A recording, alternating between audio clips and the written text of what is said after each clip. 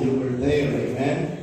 Let's begin reading from verse 1 and 2, verses 1 and 2. So then you po, sa inyo po mga Bibles. Hebrews chapter 12, verse 1 and 2, the Bible says, "Wherefore, seeing we are compassed about with so great cloud of witnesses, let us lay aside every weight, and the sin which doth so easily beset us, and let us run with patience the race that is set before us, looking unto Jesus, the author and the finisher of our faith, who for the joy that was set before him endured the cross, despising the shame, and sat down at the right hand of the throne of God." The title of this message this morning is Running Our Christian Race. Let's go to the word of prayer. Running our Christian race. Loving Father, we thank you so much for this wonderful day that once again you give to every one of us.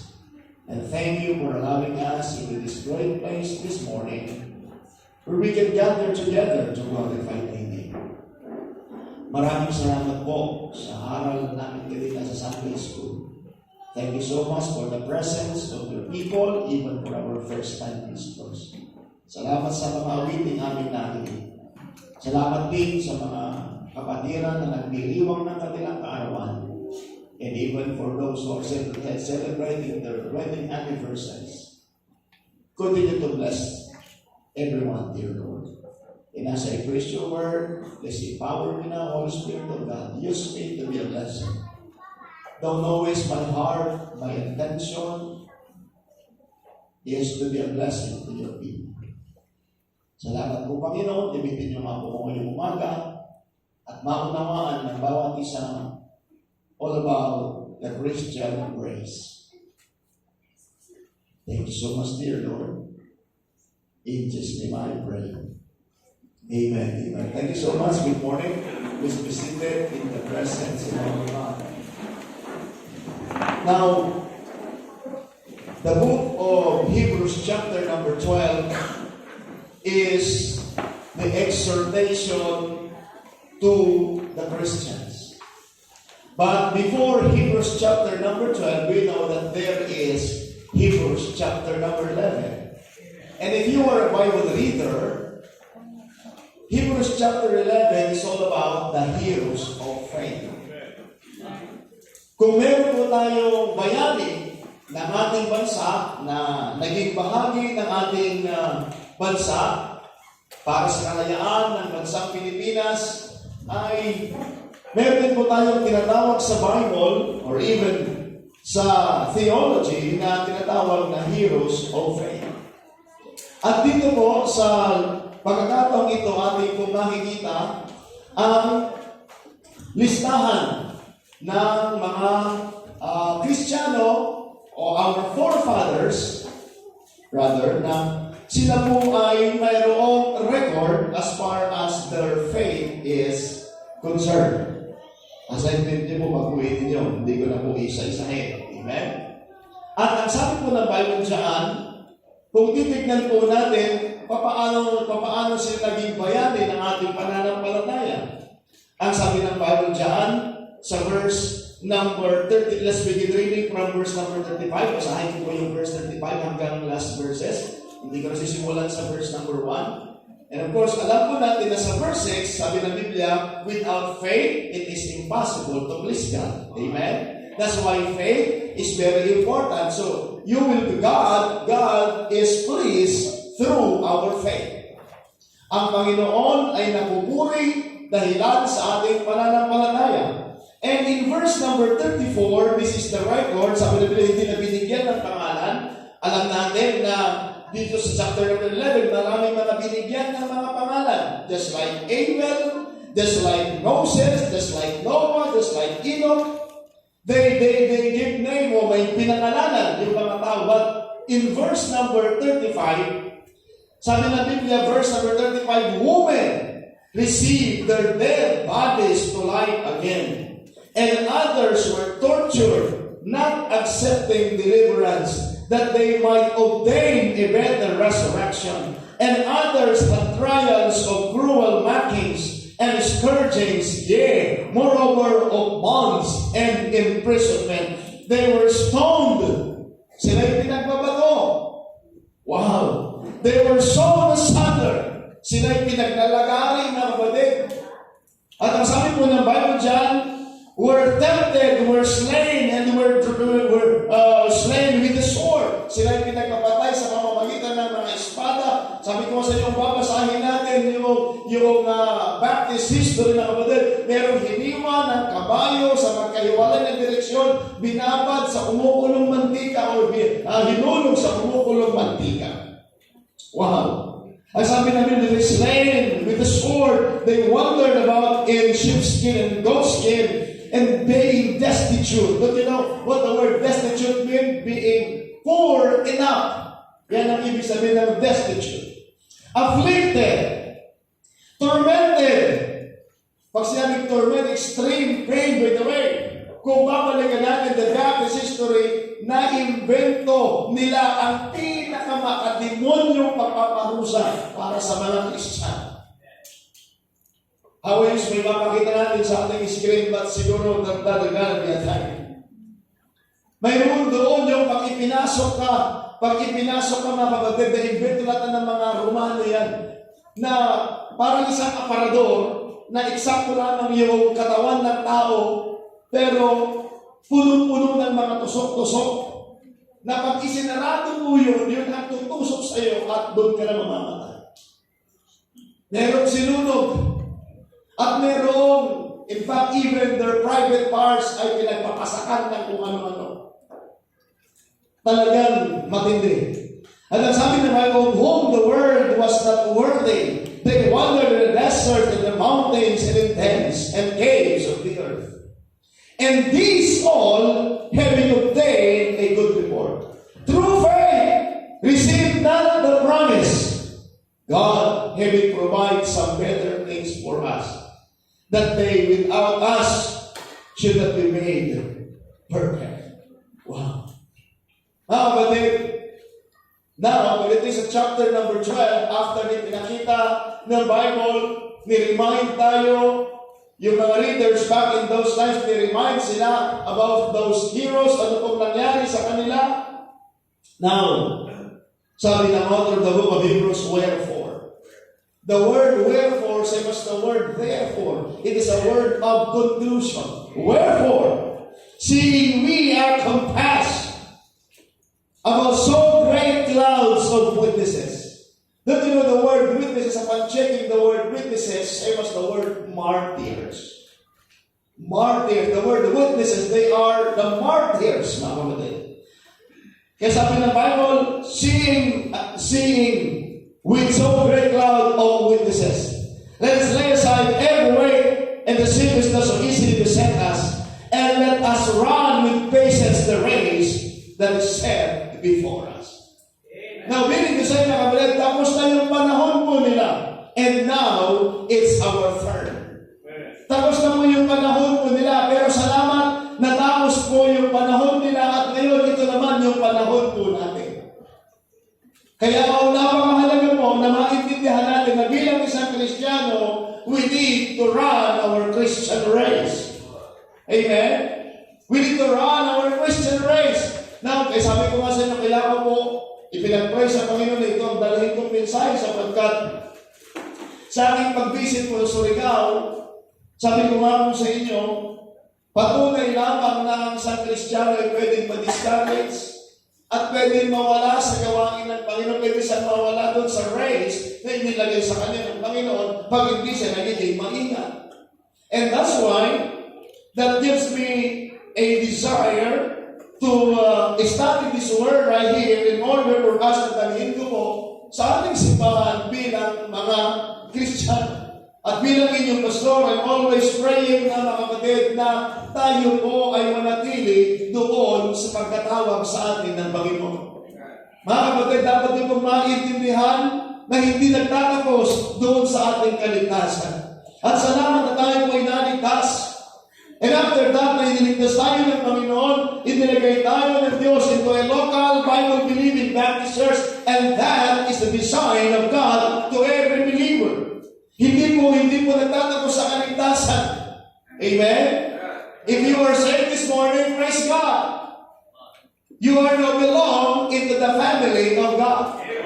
But we need to understand that God wants us na gamitin tayo sa kanyang gawain. Gusto ng Panginoon na habang nandito tayo sa lupa ay ma-accomplish po natin yung gawain ng Diyos. And that is the very purpose of the coming of the Lord Jesus Christ. Sabi nga ng Panginoon, I must work the works of Him that sent me. John chapter 9 and verse number 4. And here's the Lord Jesus Christ. Bumaba dito sa lupa, Diyos, nagkatawang tao, iniligtas po tayo. And after that, He established a local Bible-believing Baptist church. In Matthew chapter 16, verse number 18, sabi ng Bible, upon this rock I will build my church, and the gates of hell shall not prevail against it. So makikita natin, it is the Lord Jesus Christ who established the church. And what church? I strongly believe that it is the Baptist church. Amen? The Lord Jesus Christ established the Baptist church. Kaya na makahalaga na maintindihan natin yan. Salamat! Tayo po inilagay ng Panginoon sa church upang tayo po ay kanyang gamitin. Kaya nga po bakit inilagay tayo ng Diyos sa isang takbuhin. That's why every Christian, you need to run your Christian race. By the way, pag sinabi natin Christian, sabi ko nga sa inyo kasi po, minsan, kapag ka hindi Muslim, Christian. But ang totoong Christian, the very word Christian, as far as the etymology is concerned, is found in Acts chapter 11, verse number 26. Acts chapter number 11, verse number 26, doon po nang tinawag yung mga disciples na Christians. Sapagkat the very meaning of Christian is adherent to the teaching of the Lord Jesus Christ. They adhere, tinatangkilik nila yung teaching ng ating Panginoon. Amen? Kaya napakahalaga na patuloy tangkilikin ang katuruan ng ating Panginoon. So tinawag sila ang Kristiyano. They were the disciples of John the Baptist, became the disciple of the Lord Jesus Christ, at tinawag sila mga Kristiyano, mga tagasunod ng ating Panginoon Jesucristo. Kaya mahalaga po as Christians, and now we are claiming to be Christians, brethren, amen? Salamat. If you are really Christian, a true Christian, you need to adhere the teaching of the Lord Jesus Christ. And you need to run the race. We need to run the race. Kaya nga po dito po nakita natin ang Hebrews chapter 11, tapos na yung kabilang takbuhin, yung mga nauna po sa atin. Now is our turn. Sabi ko nga po sa inyo, salamat sa Panginoon na tayo po ay inilagay ng Panginoon, iniligtas at inilagay ng Panginoon into a local Bible-believing Baptist church wherein tayo po ay kabahagi sa gawain ng Panginoon. So we are in a race. There are things na makikita natin dito na sabi ng Biblia, work for. The word of conclusion now is our third word for. Seeing we are compassed about so great cloud of witnesses. And let's run the race with patience. But before that, there are things na dapat natin gawin. Sabi niya, we are compassed of so great cloud of witnesses. May mga bagay na dapat natin maintindihan sa pagtakbo natin. Mahalaga na maintindihan. Very basic na kapatid. Yung binanggit mo ng Bible. Kaya nga po, dito sa chapter number 12, makikita natin na kapatid, show that every Christian is in a race. And there are things that we need to understand as far as the Christian race is concerned. Number one, mahalaga maintindihan natin that we are in a race. Now, if you are in a race, sabi po ng Bible dyan, sa verse number 12, let us lay aside every weight. Lay aside every weight. Sa pagtakbo natin mga kapatid, kinakailangan ano lang mga mabigat ay kinakailangan alisin po natin. Kaya alam niyo siguro, hindi na tayo bago, kapag nakita ka ng isang runner, mga kapatid, yung mga runner, mga kapatid, yung damit nila, hindi ko. Amen? Hindi ko. At hindi din po, mga kapatid, long sleeve. Kundi, hanggang maaari, pwede lang maghubad sana. Hindi naman pwede. So there is a uniform na magamagaan lamang upang nang sa gayon, hindi magiging sagawan sa kanilang pagtakbo. Amen?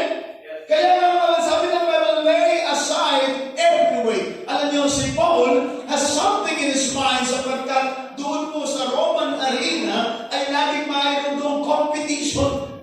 Kaya nga, sa kanyang mga reader, of course, alam po natin na as far as the Bible is concerned, sasabihin ng iba na hindi naman si Paul ang nakalagay. Pero bagamat, hindi sinilagay na si Paul ang author, but the way na magsulat siya, the way na magsalita siya, ito ay itina-channel nila that the Apostle Paul was the writer of the book of Hebrews. But anyways, the writer has in his mind, sapagkat nakikita niya ng panahon yun, ano ang bagay na mahalagang gamitin as far as race is concerned.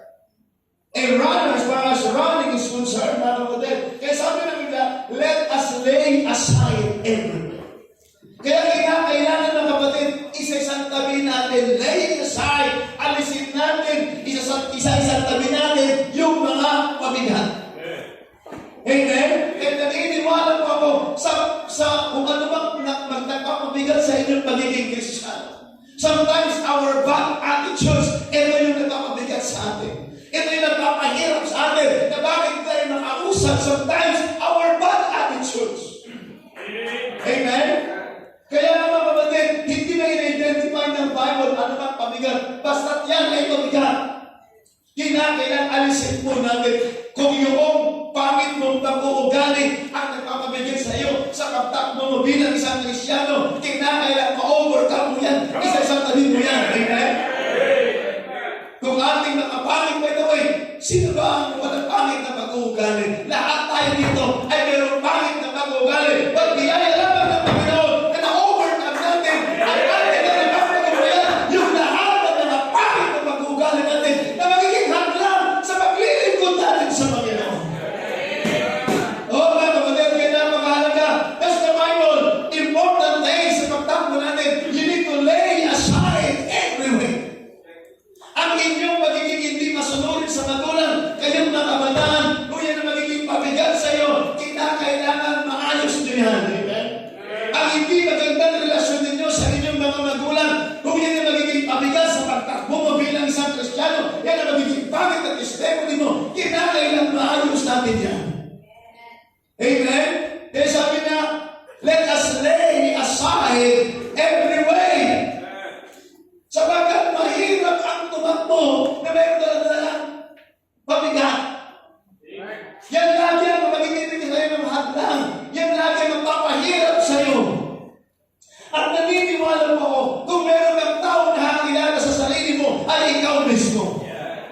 Amen? Maaari yung katamaran mo ang nagpapabigit sa'yo. Kinakailang isasandabi mo na yung katamaran mo. Kinakailang yun to wake up early in the morning upang magawa mo yung mga bagay na para sa Panginoon.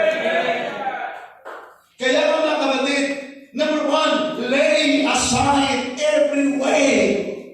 Isasandabi natin ang lahat ng mga pabigat. Sabi ko nga po, maaaring yan ang hindi na-overcome ng preacher doon na hindi lagay doon. Alam ko naman talaga mahirap. Kaya nung nagbibiyahin po kami, sabi ko, kinikwento nung nakating na kami habang nagbibiyahin kami, kinikwento kami ng pastor at hanggang nakarating pa ako doon sa lugar, nakarating ako sa kanyang lugar din sa Barangay Danawan. Sabi ko, ibang klase din ang ministry dito.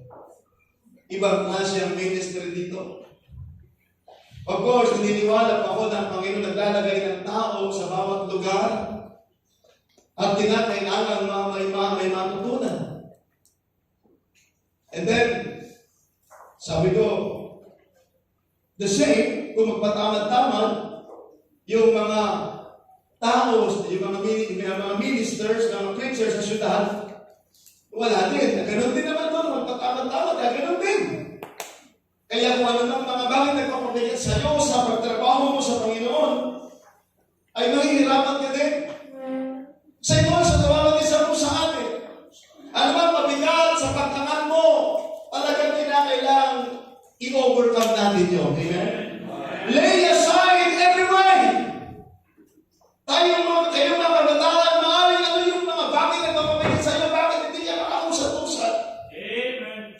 And that's why you need to bear that problem, mga kapatid. Yung pabigat na yan na nagpapahirap sa iyo sa takbo mo para sa Panginoon. Kaya huwag mong takbuhan ang iyong takbuhin. Yeah. You need to run the race. We need to understand that it is God who put you in the race. It is because Jesus, the one who saved you and me, and put you in the local Bible-believing Baptist church. Just imagine na kapatid, wala tayong kaalaman dito. Wala akong kaalaman. Bagamat ako po, nung kayo magsimula ng gawain, Panginoon, bigyan mo po ako ng mga taong magiging bahagi sa gawain niyo dito sa Tarlac. At salamat, God answers our prayer. At isa po kayo sa tumugon at tinugon ng Panginoon na manalangin na dinala po kayo dito. Hindi ko alam kung sino. Wala akong alam, wala akong naisipan na Gerald Puente Negra. Wala akong alam na gano'ng pangalan. Meron kakilala mga pangalan doon yung mga na-invite ko doon sa church. Wala po akong alam na mga pangalan. Masalamat po. Ako'y natutuwa na isa po kayo sa inilagay ng Panginoon. And as the ministry keep on going, mga kapatid, salamat. Patuloy ng mga nagdadagdag. At salamat naglagay ng gawain dun sa bundok. Naglagay ng mission doon sa Victoria. Dahan-dahan at naniniwala po as we grow in our Christian life, in our Christian service, marami pang i-open ng Panginoon kung tayo lamang ay nagpapatuloy sa gawain ng Diyos. Maraming mga kabigatan, maraming mga pagsubok, but we need to understand, bilang isang Kristiyano, you need to lay aside every way. Not only that we need to lay aside every way, that leads to my point number 2, but also sabi ng Biblia, and the sin which does so easily beset us. Now, the word beset was the word attack. Alam niyo po ba na lahat po tayo ay pwedeng atakihin ng kasalanan? Are you listening, amen? Lahat po tayo dito, wala pong exempted sa atin sa kasalanan. Kaya po mga kapatid, yan po ang nang-aatake sa atin, kasalanan. Anong kasalanan? Tayo naman nakakaalam yan. But as far as the verse is concerned, ang nakikita ko po dito mga kapatid, some of them, the number one sin na nakalista is the sin of unbelief. The sin of unbelief. Sometimes, nawawalan tayo ng pananampalataya sa Panginoon or humihina yung ating pananampalataya sa Diyos. Kaya nga minsan, dati on fire tayo sa gawain ng Panginoon. But the problem is, pag dumating na po yung kasalanan ng unbelief, nagtututo na po tayo. Nagtututo na po tayo, mga kapatid. Huwag niyo pagdudahan ng Panginoon.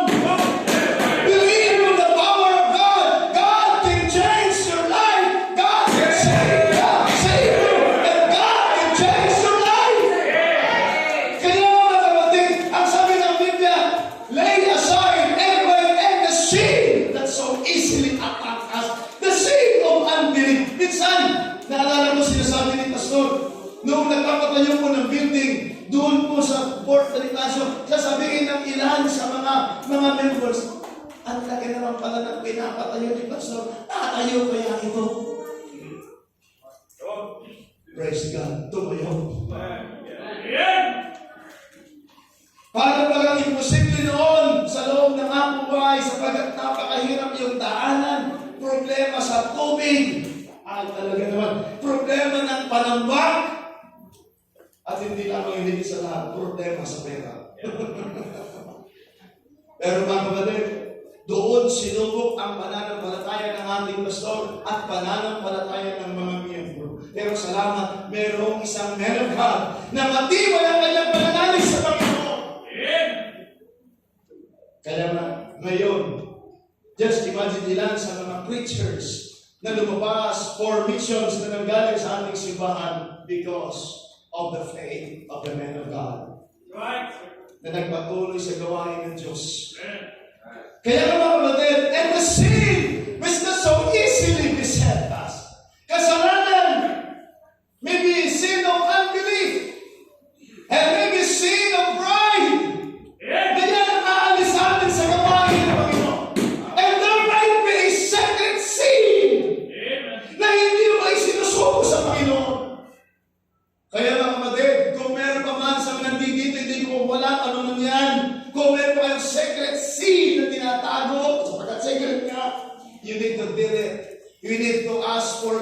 our Lord. Sapagkat magdidinil yan mga kapatid, maaaring isang araw, yan ang mag-aalis sa kasiyahan mo sa gawain ng Panginoon.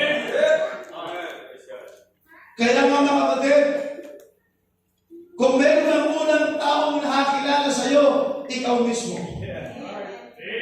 Kaya pwede tayong pagpunta dito, masaya ka, pero pag-uwi mo, wala na naman yung kasiyahan. Bakit? Maaaring merong humahadlang sa iyo, maaaring merong kasalanan itinatago na hindi mo pa isinusuko. Kaya mga kapatid, you need to give it to the Lord. Isuko mo yan sa Panginoon. Maaaring yung mga ilan na tumatagay-tagay pa.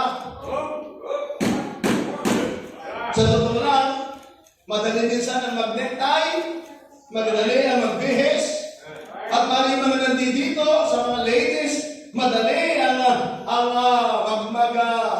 magbihis at mag-lipstick, whatever. Pero kapag uwilit nyo, ay marami kayo mga tinatagong kasalanan.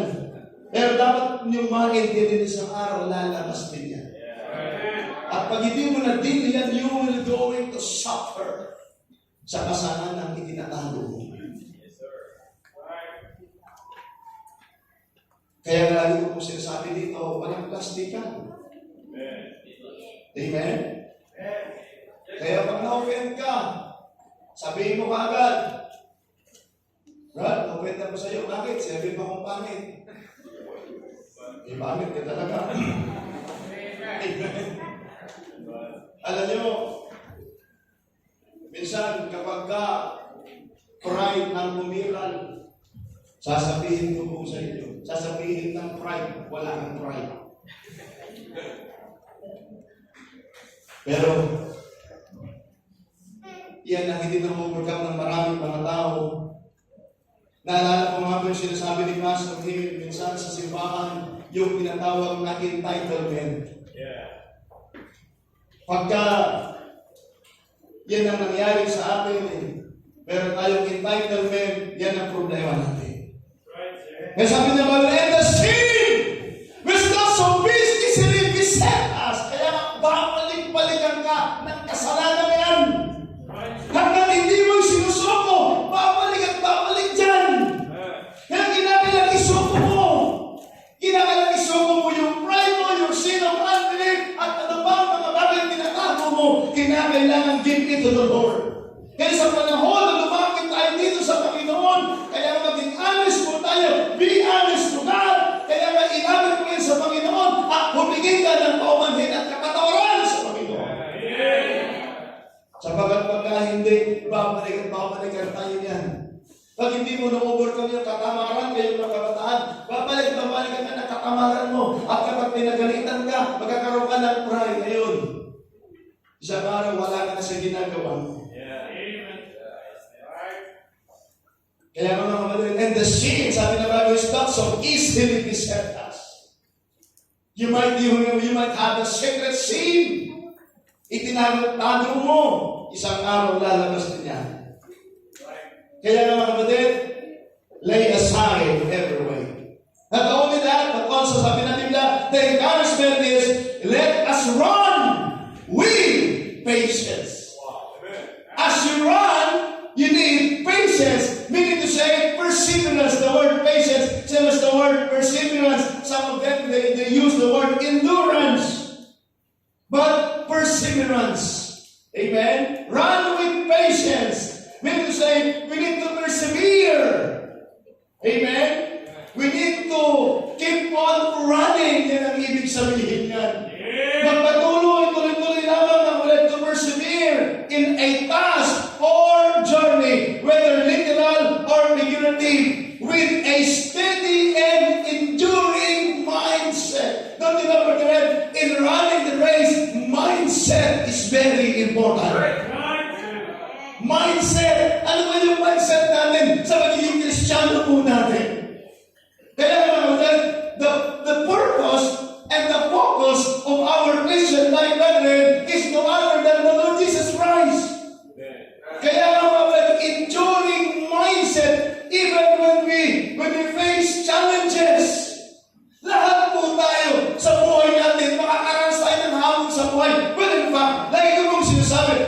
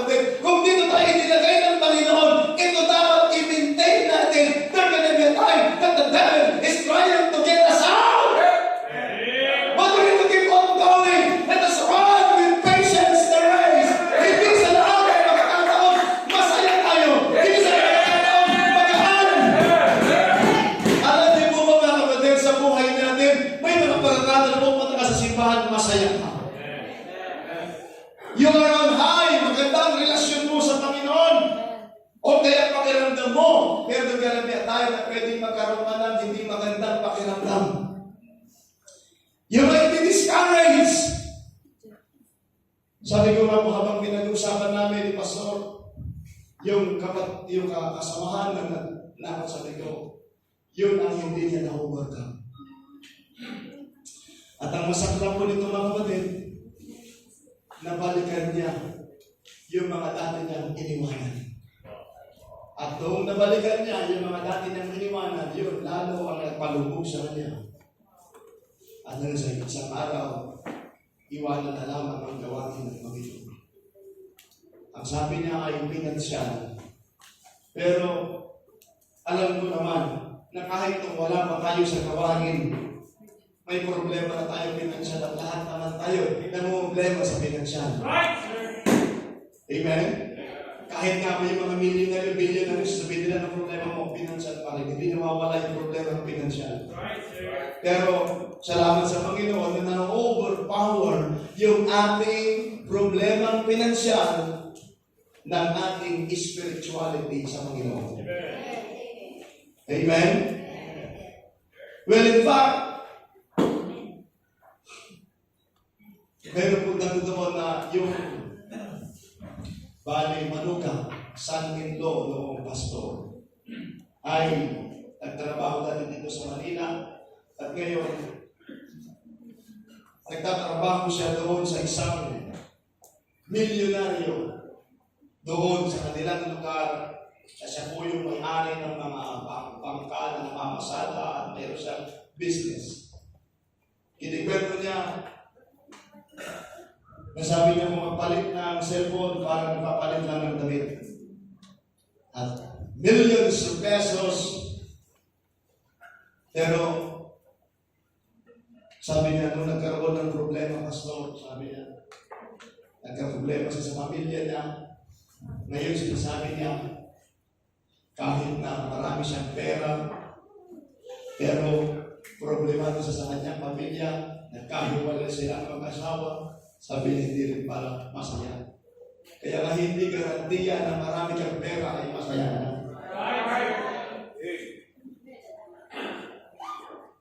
Pero sa pagkatatuto sa kanyang buhay, wala na siyang magagawa. Wala rin nagawa yung pera niya. Kaya mga kapatid, sana naiintindihan natin ang salita ng Diyos. Kaya nga po, lahat tayo dumadating sa problema, kahirapan, pero we need to run with patience the race that is set before us. It emphasizes maintaining a pace and not giving up easily. We need to focus on our ultimate goal. Now, our ultimate goal as a Christian is to please the Lord. Our goal is our eternal life. Kaya nga ilagay natin sa isipan natin, ang goal po natin ay mapasaya natin ang ating Panginoon. Sino yung Panginoon na yun? Yung Diyos na nagbigay ng buhay mo at buhay mo. Na at the end of the day, pagkatapos yung panahon natin ito, doon tayo magre-report. Doon sa Diyos ng mga Diyos at Hari ng mga Hari. The King of Kings and the Lord of Lords. No other than our Lord and Savior, Jesus Christ. Let us run with patience na kahit na anong hirap ay hindi ka basta-basta mag-give up sa buhay mo bilang isang Christian. Ano bang mga pagsubok, ano bang mga hamon sa buhay, sabi ko sa inyo, meron bagyong dumating. Ulitin ko po, hindi sa ng pagkakataon ay masaya tayo.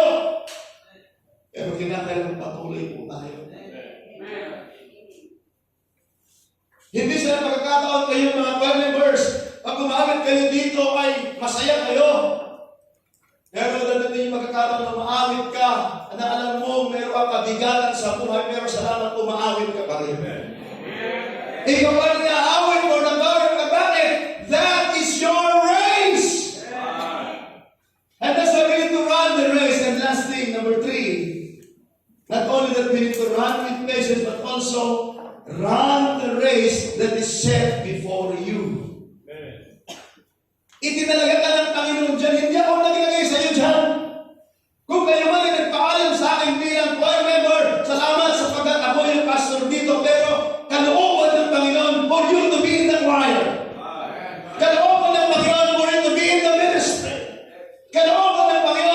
for you to be used by God. Sapagat yan ang design ng Diyos.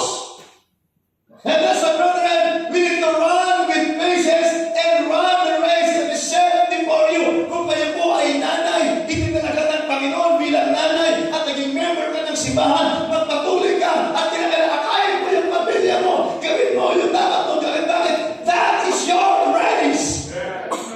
Ikaw ay tatay, itinalagay ka ng Panginoon at maging magandang example sa inyong pamilya at ilin mo yung family mo. That is your race. And God put you to be a father, in this church. You need to run the race with patience. God is set you on that race right there. Kaya mga kapatid, napakahalaga na makita natin yung gusto ng Panginoon sa buhay natin. Hindi yung gusto natin. Alam niyo mo minsan, nasusunod yung gusto natin. Hindi yung gusto ng Diyos. Kaya napakahalaga lagi natin aalapin yung kalooban ng Panginoon. Kaya the author of the Hebrews, sabi ng Biblia, since we are compassed of so great cloud of witnesses, we need to run with patience the race. Those martyrs, sino po yun? Tapos na ho nila yung kanilang takbuhin. Kaya mga kapatid, hindi nila tayo tinitignan, kundi dapat tayo ang tumingin sa kanila. Na noong panahon nila, natapos nila yung panahon nila. Now is our turn. That's right, sir. Kaya huwag mong tatakbuhan ang iyong takbuhin. You need to run your race with patience. It's because ang Diyos ang naglagay sa iyo dyan. Ginamit lamang po ang simbahan ito upang ikaw ay magawa mo yung kalooban ng Panginoon sa buhay mo. Kaya sabi ko sa inyo kanina, God put you in the local Bible believing Baptist church in order for you to grow and in order for you to be used by God. Kaya na lahat tayo dito ay nagtatrabaho for His own purpose and for His own glory. You need to be faithful. Sabi ko nga po sa inyo kailanman, hindi ko sinasabi maging faithful kayo sa akin, aking tinuturo mo, ay maging faithful kayo sa Diyos. You need to be faithful to our God. At kung faithful ka sa Diyos, magiging faithful ka rin, magiging kamahal ka rin sa gawain na kung saan inilagay ka ng Panginoon. At sabi ko nga po sa inyo, kung nagpapasalamat kayo na ako'y naging pastor ninyo, ako din ay magpapasalamat sa inyo na magsama-sama tayo na gamitin ng Panginoon para sa Kanyang kalahatian. Kaya kung meron ng pagkakataon na ako po ay nangangaral sa inyo at masasaktan kayo, ay kailangan ninyo para magpatuloy kayo at manatili kayo sa ginagawa ng gawa sa Panginoon. Sabi ko, sinasabi ko sa inyo lagi, dadalhin ko kayo sa mataas na klase na pag-ibig sa Diyos. Yan ang napagandang bagay na ating matutunan. Kaya mga kapatid, anumang mga pabigat at anumang mga challenges na pwede nating maranasan, mangingibabaw yung layunin ng Panginoon sa buhay natin. Mangingibabaw yung purpose natin at kung titignan natin yung mga naon ng mga tao, sila po ay nagtapos at sila ay naging matalumpay. Now it's our turn. Maring sabihin mo, pangit pastor yung simula mo. Maring pangit yung simula mo. Pero ngayon natitito ka na. Maring sabihin mo, pastor, buwa ko ng broken family.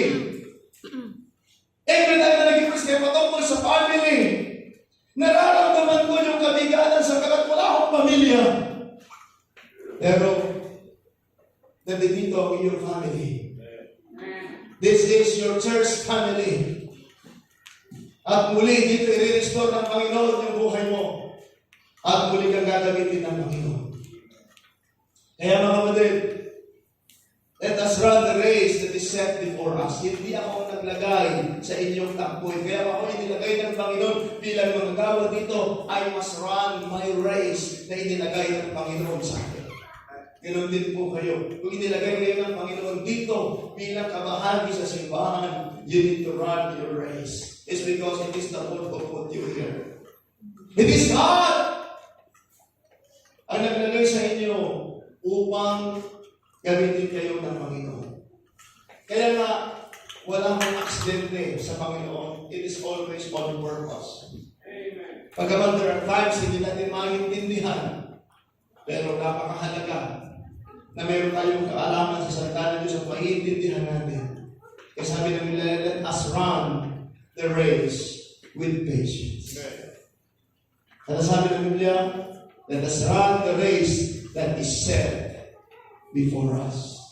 Now, ang purpose dito ay para sa kalahatian ng ating Panginoon. I'm going to preach verse 2 this afternoon. I hope you learned something this morning. Alam niyo po, sabi ko sa inyo bilang isang pastor, may mga pagkakataon na sabi ko sa nakikita ko po, may mga Kristiyano na hindi na sila masaya sa kanilang pagiging Kristiyano because of their discouragement. Yun nga po, sabi ko nga po, nagbentuhan kami ni Pastor doon sa isang preacher doon. Patungkol doon sa preacher doon, sabi ko, hindi niyo naman lang naisip at nakita yung investment na simbahan. Pero na lamang kadali iniwan ang gawain ng Panginoon. Kaya sabi ko nga po sa inyo, lahat tayo ay hindi accepted sa discouragement. At kahit pastor ay pwede ma-discourage. Pero biyaya lamang po ng Panginoon. Sa totoo lang, titignan natin, maraming nakaka-discourage. Pero mga kapatid, kung titignan po din ng mahigit, marami din nakaka-encourage. Bakit titignan yung mga nakaka-discourage? Kung kayo na nandito, titignan ko at kayo po ay nakaka-encourage. At sasabihin ko po sa inyo, mas maraming nakaka-encourage kaysa nakaka-discourage. Sa mga members na naman, maraming nakaka-discourage na mga members. Pero bakit titignan ko, yung nakaka-discourage na membro, o meron na mga membro na nakaka-discourage. Kaya, hindi mo pwedeng idamay naman na tingnan mo kasama yung home church. Kung meron nakaka-discourage ng mga Kristiyano, maraming nakaka-encourage ng Kristiyano. Kaya mga kapatid, kung tumingin ka sa sarili mo, nadi-discourage ka, huwag ka na lang tumingin. Maghanap rin, pag titignan mo, parang na-encourage ka. Kaya mga kapatid, sabi ko nga sa iyo, nasa pag-istima lang, alam mo na nadi-discourage ka na pala dyan, hindi ang kayo laging iisipin. Kaya sabi ng Bible, lay aside everyone. Sabi ko nga sa close, maraming mga nakaka-discourage na pangyayari sa buhay. Sabi ko nga sa inyo, may mga pagkakataon sabi ko, naupo akong bilhin, sabi ko, mabigat itong taladalang ito. At hindi ko na mamalayan mga kapatid. Bilang, ayaw ko na maging emosyonal, pero sapagat tayo tao pa rin, hindi ko na mamalayan kung mapagsak yung luha. Sapagkat nakikita mo yung kabigaman, pangyayari sa buhay, pero sabi ko, hindi ito ang dahilan na ako'y manghina at tumigil sa ginagawa ko para sa Panginoon. Titignan ko pa rin yung mga nakaka-encourage. Kaya sabi ng Bible, looking unto Jesus, the author and the finisher of our faith. I will learn something this morning. Paano yung mga nakikita kayo nakaka-discourage? Pero iniwanan ko na hindi lahat nakaka-discourage. Pero di kayo nakikita na nakaka-encourage, yun ang bigyan nyo ng pansin. How about itong mga batang ito na nakikita ninyo, naniniwala ko na pagkakaroon ng pag-asa ng mga batang ito kung mananatili lang tayo sa church. Amen? Kung titignan nito mga batang ito, may pag-asa itong mga batang ito. Kung yung mga matatanda, wala na silang pag-asa, at least, yung duming tayo dito sa mga batang ito, isang araw, pwede maging missionary. Pwede silang gamitin ng Panginoon. Kung may mga nawala na maaari nakaka-discourage, pero mga kapatid, sige pa rin, ipadalangin natin sila sa Panginoon. Kaya nga, diyan makikita talaga that the devil is trying to hinder us. Pero kinakailangan patuloy po tayo. Sapagkat isang araw, sabi ko sa inyo, maharap tayo sa Panginoon na naglagay sa atin sa gawain ng Diyos. What will be your answer? What will be your answer sa Panginoon pag tinanong ka ng Panginoon? Sisisi mo ba yung iba? Sasabihin naman, ikaw ang tinatanong mo, huwag na yung iba. Ikaw ang tinatanong mo, sasabihin ng Panginoon. What will be your answer? That's why, brethren, lay aside every weight. Run with patience. Sige pa rin. Kung yung sila na una natapos nila pa nilang takbuhin, kaya din natin yan sa tulong at biyaya ng Panginoon. Magandang mga po sa inyo lahat. Ang simple message, tumuloy po kayo ng ating Father. We thank you so much. I've done my part in preaching your word this morning. Continue to